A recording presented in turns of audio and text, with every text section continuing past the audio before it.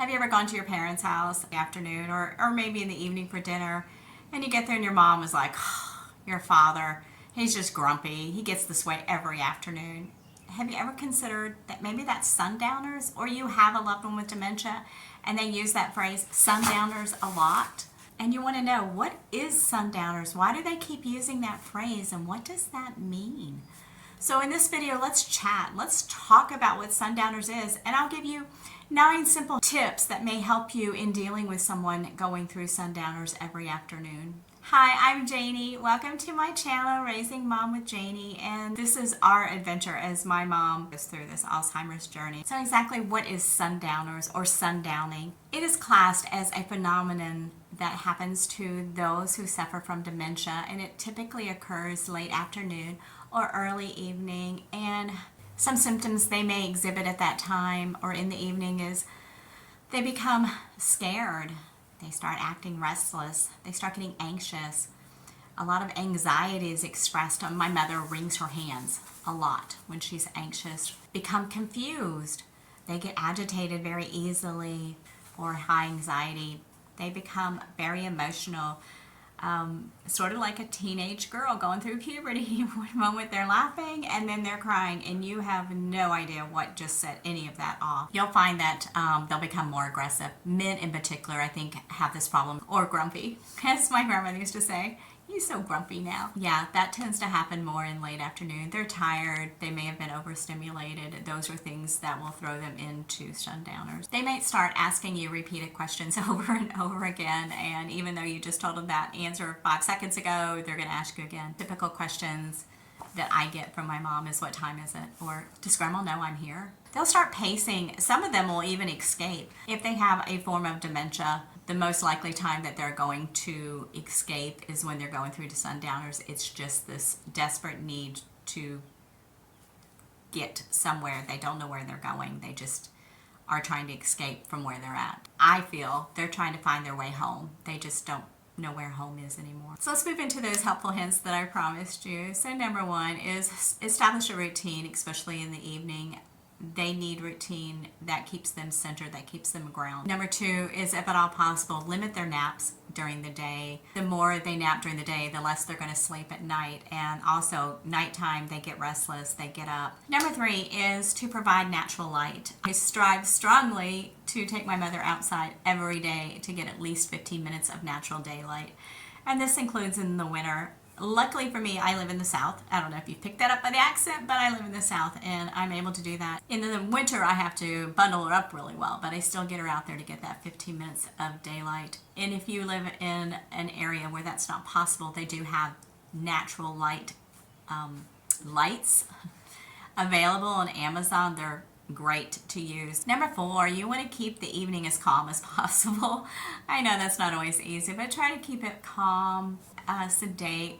Don't watch anything violent on TV because that's what they will remember, and they struggle to separate what's on TV with reality. So watching shows like that late in the evening, or even the evening news, I would never watch the news with my mom because she would get so upset about it, and so I always waited till she went to bed and I would catch the late news. Number 5 is put up night lights or sufficient lights for them to see at night, so when they wake up they're not frightened because they're disoriented with where they're at, so that they're able to get up and find their way to the restroom if they're still mobile. I would say avoid any caffeine after 5 o'clock in the afternoon, or you will never get them to bed. Their metabolism has changed, but that is just a thing that keeps them up. Even those who have had caffeine their whole life, if they insist on having that coffee or that soda at the end of the night, get the decaffeinated for them. If they are willing, then I would recommend a decaffeinated tea that will help soothe them and calm them, that are specially made to help them go to sleep at night. Number 7 would be to reassure them that everything's okay, or to redirect them if that doesn't work. And by reassure them, like I said, my mother, she feels like her grandmother doesn't know where she's at. Like every afternoon she says, does grandma know I'm here? And I'll say, yeah, she knows you're here. She knows. How? How does she know I'm here? Or I told her, I let her know, she knows. Oh yeah, my great-grandma, she's been dead probably close to 70 years. But where my mom is right at that moment, she's a child. And so I just have to be where she's at that moment. When you find them starting to get very agitated If you can't have a conversation that'll convince them that they're okay, everything's good, so that's the start.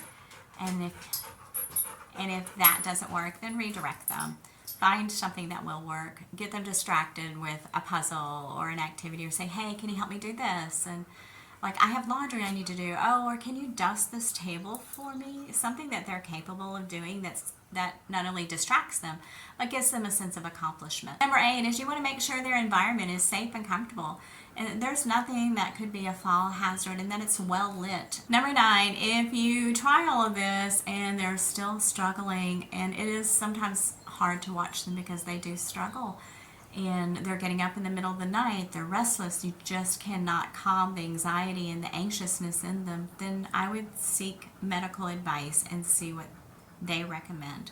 There are medications that can help, but they also come with side effects, so you want to check into all of that. The most important thing is, as you're helping them cope with this, is that you remain calm, that you use a calm voice and you treat them with dignity and respect through all of this, because it's not something they're choosing to do. Trust me, nobody wants to ask you the same question over and over and over again and not remember the answer you gave them 2 seconds ago.